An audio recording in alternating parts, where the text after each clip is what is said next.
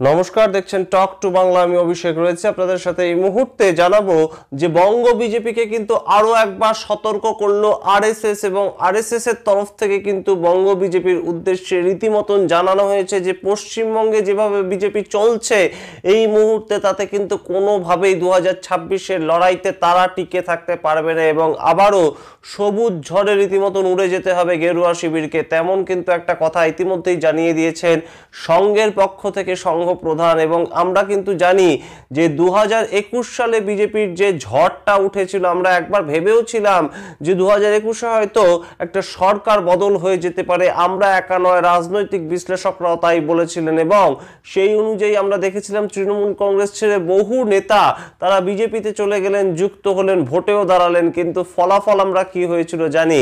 কিন্তু সেই জায়গা থেকে কিন্তু আমরা এবারে 2026-এর নির্বাচন সামনের বছরেই রয়েছে, এবং তার ঠিক 14 মাস আগে কিন্তু বিজেপিকে আরো একবার সতর্ক করলো আরএসএস। আমরা দেখেছিলাম মহারাষ্ট্রের ক্ষেত্রে একই ঘটনা কিন্তু ঘটেছিল। মহারাষ্ট্রে ভরাডুবি হচ্ছিল একটার পর একটা নির্বাচনে বিজেপি, এবং সেই জায়গা থেকে 2024-এর যে লোকসভা নির্বাচন হলো সেই ক্ষেত্রেও কিন্তু মহারাষ্ট্রের ফলাফল বিজেপির অত্যন্ত খারাপ। এমপি সিট একটার পর একটা হারতে হয়েছিল বিজেপিকে, কিন্তু তার কয়েক মাসের মধ্যেই নিজেদেরকে শুদ্ধিকরণ, নিজেদেরকে আরএসএস এর কথা মতন চালিত করে বিজেপি কিন্তু একটা খুব ভালো ফলাফল করলো, সরকার তৈরি করলো মহারাষ্ট্রে বিজেপি সরকার। এবং সেই অনুযায়ী কিন্তু আমরা ইতিমধ্যেই জানি না পশ্চিমবঙ্গের অবস্থা কি হবে। পশ্চিমবঙ্গে আর কয়েকদিনের মধ্যেই বিধানসভা ভোট রয়েছে, তার আগে আরো একবার বঙ্গ বিজেপির সাংগঠনিক টিমকে উদ্দেশ্য করে কিন্তু আরএসএস এর পক্ষ থেকে জানানো হয়েছে। আমরা যা জানতে পারছি সূত্র মারফত যে কোনো একজন নেতাকে মুখ করে, অর্থাৎ মুখ্যমন্ত্রীর মুখ করে বিজেপির এগোনো উচিত এই মুহূর্তে। ঠিক যেভাবে 2014 সালে আমরা দেখেছিলাম নরেন্দ্র মোদী গুজরাটের তৎকালীন মুখ্যমন্ত্রী, তাকে তুলে এনে বিজেপি কিন্তু প্রধানমন্ত্রীর মুখ করেছিল, এবং সারা দেশ জুড়ে মোদি ঝড় বয়ে গিয়েছিল। এবং সেটাই কিন্তু এই মুহূর্তে করতে বলেছে আরএসএস বিজেপিকে, এবং সেটা যদি বিজেপি না করতে পারে তাহলে কিন্তু কোনোভাবেই 2026-এর লড়াইটা এগিয়ে নিয়ে যেতে পারবে না। কোনোভাবেই বিজেপি তৃণমূল কংগ্রেসের সামনে টিকতে পারবে না, এবং আরও তাদের ফলাফল খারাপ হবে। এখন বিজেপির কিন্তু পশ্চিমবঙ্গের 70টার কাছাকাছি এমএলএ রয়েছে, এবং সেই 70 জন এমএলএকেও কিন্তু ধরে রাখা বেশ খানিকটা কষ্টকর হবে বিজেপির পক্ষে 2026-এর লড়াইকে সামনে রেখে। তার কারণ আমরা কিন্তু ইতিমধ্যেই জানি যে বিজেপির তরফে বিভিন্ন লবি কাজ করছে, এবং রাজ্য স্তর থেকে জেলা স্তর প্রত্যেকটা ক্ষেত্রে বিজেপির লবি, আদি বিজেপি, নব্য বিজেপি, প্রত্যেকটা ইস্যুই কিন্তু উঠে আসছে, যেটা কিন্তু বিজেপিকে নেগেটিভ আরো একটা দিকে নিয়ে যাচ্ছে। এবং বিজেপিতে দিলীপ লবি, সুকান্ত লবি এবং শুভেন্দু লবি কিন্তু একটা তৈরি হয়েছে, সেটা আমরা জানি। এবং সেই লবিগুলোকে কিন্তু আমরা প্রকাশ্যে অনেক সময় লড়তে দেখি, এবং সেই জায়গা থেকে বিজেপির বর্তমানে রাজ্য সভাপতি কে হবেন সেটাই ঠিক করতে পারছে না বিজেপি। তার কারণ সুকান্ত মজুমদার আমরা জানি ইতিমধ্যেই তিনি কেন্দ্রীয় মন্ত্রী হয়েছেন, কিন্তু তার আগে তার যে রাজ্য সভাপতির পোস্ট ছিল তিনি সাংগঠনিকভাবে কি করেছেন সেটা কিন্তু সঠিকভাবে তার রাজনীতিতে কতটা বেনিফিট হয়েছে সেটা আমরা কেউ জানি না। ঠিক যতটা দিলীপ ঘোষ করতে পেরেছিলেন 2016 সাল থেকে সংগঠনের দায়িত্ব গ্রহণ করার পর 2019-এর নির্বাচন, 2021-এর নির্বাচন। তার কারণ যে দল সংসদীয় রাজনীতিতে সক্রিয় রাজনীতিটা করে তাদের কাছে কিন্তু ভোটের ফলাফলটাই শেষ কথা। ঠিক যেমনভাবে 2021 সালে দিলীপ ঘোষকে সরিয়ে দিলীপ ঘোষের কাঠখোট্টা মেজাজ, দিলীপ ঘোষের কর্কশ বক্তব্য রাখার যে ভঙ্গিমা, দিলীপ ঘোষের শব্দ চয়ন, সেই নিয়ে অনেক বিতর্ক তৈরি হওয়ার পর দিলীপ ঘোষকে সরিয়ে একজন ভদ্র, মার্জিত, শিক্ষিত মানুষকে সংগঠনের দায়িত্ব দিল বিজেপি, কিন্তু তাতে লাভটা কি হলো সেটা আমরা জানি না। এবং রাজনৈতিক বিশ্লেষকদের যেটা পর্যবেক্ষণ 2021 সাল থেকে 2024 সাল পর্যন্ত কোনো উন্নতি কিন্তু ভোট বাক্সের নিরিখে বিজেপি করতে পারেনি। তার কারণ 2021-এ বিজেপির প্রাপ্ত ভোট পার্সেন্টেজ টোটাল ভোট পার্সেন্টেজের তুলনায় যতটা ছিল 2024-এ তার থেকে খুব বাড়েওনি, খুব কমেওনি। এবং সেই জায়গাটাকে নিয়েই কিন্তু প্রশ্ন, তাহলে সংগঠনের সভাপতি চেঞ্জ করে লাভ কি আদৌ হলো? তার কারণ সুকান্ত মজুমদারকে নিজের যে কেন্দ্র সেই কেন্দ্রেই আমরা দেখেছি 2024-এর নির্বাচনে জেতার ক্ষেত্রে রীতিমতো স্ট্রাগল করতে হয়েছে, শেষে একদম মার্জিনাল একটা ব্যবধানে তিনি কিন্তু পাশ করেছেন এবং পাশ করার পর তিনি কেন্দ্রীয় প্রতিমন্ত্রী হিসেবে বর্তমানে নিযুক্ত রয়েছেন। তাহলে বিজেপির হাল ধরবে কে?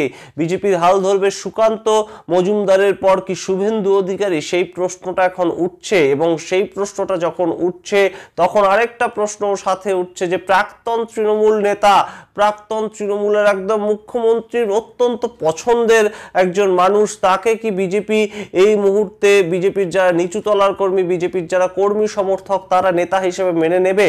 তার কারণ কিন্তু অত্যন্ত তাৎপর্যপূর্ণভাবে আমরা জানি যে শুভেন্দু অধিকারী এই মুহূর্তে বিরোধী দলনেতা হওয়ার পর থেকে নিরলসভাবে কাজ করে চলেছেন, কিন্তু তার যে লবি, তার বাইরে তিনি বেরোতে চাইছেন না, তার যে বক্তব্য, তার বাইরে তিনি বেরোতে চাইছেন না, তিনি সংগঠনের দায়িত্ব কখনোই নিতে চাইছেন না। আমরা দেখেছি 2024-এর যখন নির্বাচনের ফলাফল বেরোলো, তারপরে তাকে যখন প্রশ্ন করলেন সাংবাদিকেরা, তখন তিনি বললেন সংগঠনের দায়িত্ব তার হাতে ছিল না এবং সেই জায়গা থেকে তার কিছু করার নেই, তিনি বিরোধী দলনেতা হিসেবে একজন প্রচারক হিসেবে প্রচার করেছেন। সুতরাং এই যে দায় এড়িয়ে যাওয়া নেতা, তাকে সামনে রেখে কি বিজেপি এগিয়ে যেতে পারবে আমরা জানি না। তবে শুভেন্দু অধিকারীর কিন্তু একটা স্ট্র্যাটেজি ইতিমধ্যেই তিনি নিয়েছেন যে একটা সনাতনী ভোটকে একত্রিত করার স্ট্র্যাটেজি। তিনি বুঝে গিয়েছেন কোথাও যে মুখ্যমন্ত্রী মমতা বন্দ্যোপাধ্যায় যতদিন পশ্চিমবঙ্গে রয়েছেন ততদিন বোধহয় তার আর সংখ্যালঘু ভোটের দিকে খুব একটা নজর দিয়ে লাভ নেই। তার কারণ প্রত্যেকটি ভোটেই বিজেপি কিন্তু সংখ্যালঘু যে অধ্যুষিত এলাকা, সেই সব এলাকায় বিজেপি অ্যানালিসিস করে দেখতে পেয়েছে কোনো ভোটই তারা পাচ্ছে না।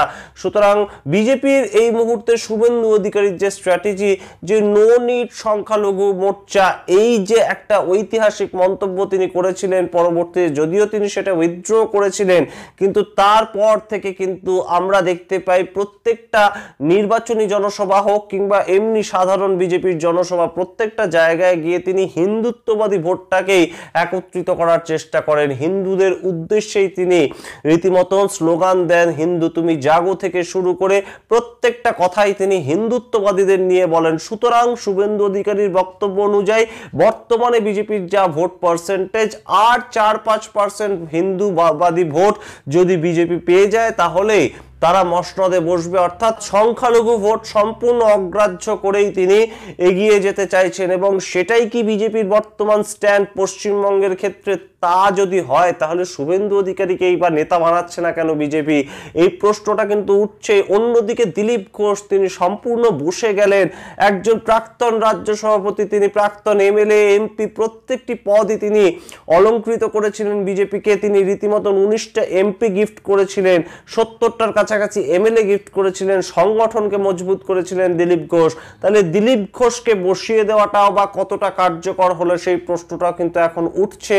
এবং বর্তমানে রাজ্য সভাপতি কে হবেন যিনি এই ক্রুশিয়াল সময় বিজেপির হালটা ধরতে পারবেন, সেই প্রশ্নটা উঠছে। তিনি কি দিলীপ ঘোষ, তিনি কি শুভেন্দু অধিকারী, নাকি অন্য কোনো নতুন নেতাকে আরএসএস পাঠাবে, নাকি অন্য কোনো নতুন নেতাকে বিজেপি খুঁজে বার করবে যার গ্রহণযোগ্যতা থাকবে, সংগঠনকে মজবুত করার ক্ষমতা থাকবে?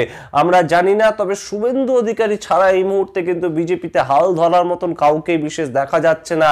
এবং যে প্রবণতাটা শুভেন্দু অধিকারীর রীতিমতন যারা আশেপাশে থাকেন তাদের মধ্যে দেখা যাচ্ছে যে একটা সনাতনী নিজেদেরকে প্রমাণ করার চেষ্টা। অন্য দলে যতদিন ছিলেন ততদিন তারা সেকুলার ছিলেন, ধর্ম সম্বন্ধে উদাসীন ছিলেন, কিন্তু বর্তমানে বিজেপিতে আসার পরেই তারা সনাতনী নিজেদেরকে প্রমাণ করার চেষ্টা করছেন।